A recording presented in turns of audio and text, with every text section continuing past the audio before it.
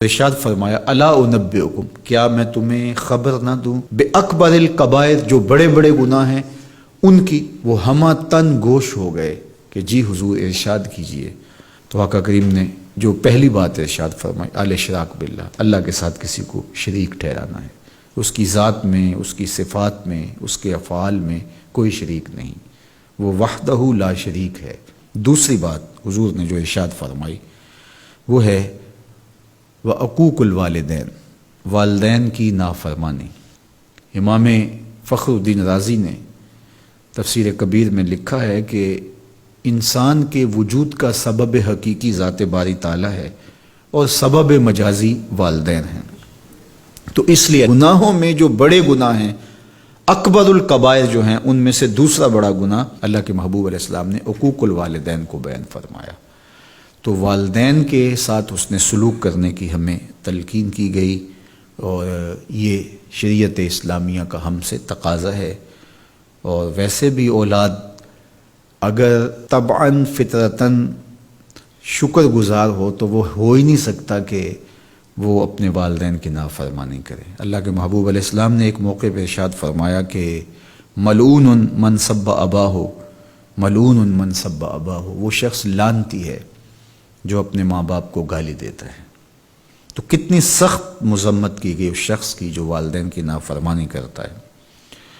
ایک موقع پہ حضور علیہ السلام نے فرمایا راغم انفن ثم راغم انفن ثم راغم انفن، 3 مرتبہ فرمایا۔ اس شخص کی ناک خاک آلود ہو، پھر اس کی ناک خاک آلود ہو، پھر تیسری مرتبہ فرمایا اس شخص کی ناک خاک آلود ہو۔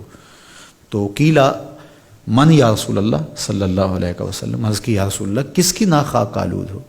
تو آقا کریم علیہ السلام نے فرمایا من ادرک ابویہ عند الکبر احدہما او کلیہما فلم یدخل الجنہ، جس نے والدین کو، ایک کو یا دونوں کو، بڑھاپے میں پایا اور جنت میں داخل نہ ہو سکا، اس شخص کی ناک خاک آلود ہو۔ اور یہ تیسری بات ارشاد فرمانے سے قبل حضور نے تکیہ چھوڑ دیا تھا۔ حضور ٹیک لگائے تشریف فرما تھے، لیکن جب حضور یہ بات ارشاد فرمانے لگے فجلسا وکان متکئا، تو حضور بیٹھ گئے اور حضور نے تکیہ چھوڑ دیا، اور حضور نے فرمایا الا وقول الزور، سن لو، تیسری چیز جھوٹی بات کرنا ہے، جھوٹ بولنا ہے۔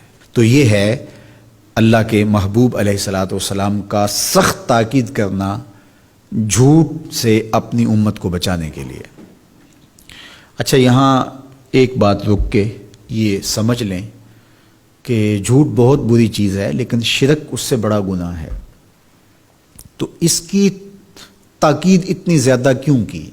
حضور نے ٹیک چھوڑ دی اور آقا کریم علیہ السلام بار بار ارشاد فرماتے رہے۔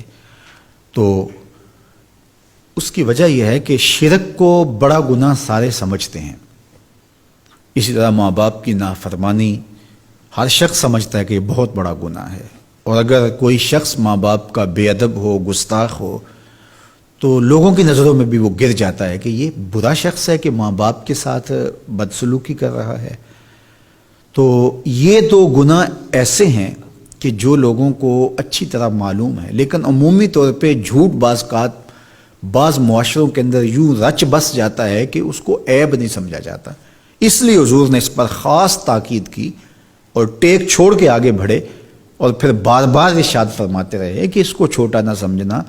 جس طرح اکبر الکبائر میں شرک ہے، اکبر الکبائر میں عقوق الوالدین ہے، اسی طرح یہ بھی اکبر الکبائر میں شامل ہے کہ کوئی شخص جھوٹ بولے۔ تو جھوٹ بولنا یہ اللہ کی ناراضگی کا سبب اور ذریعہ ہے۔ تقریباً 200 قرآنی آیات جھوٹ کی مذمت اور جھوٹ سے بچنے کی تاکید اور ترغیب میں ہیں، اور سینکڑوں احادیث جھوٹ کی مذمت میں اور جھوٹ سے دامن کو بچانے کی تلقین پر مشتمل ہیں۔ تو اس لیے اللہ کی بارگاہ میں یہ دعا مانگیں کہ اللہ ہمیں جھوٹ کے مرض سے نجات دے، اور ہمیں ہمیشہ سچ اور سچائی کی توفیق سے مالا مال کرے۔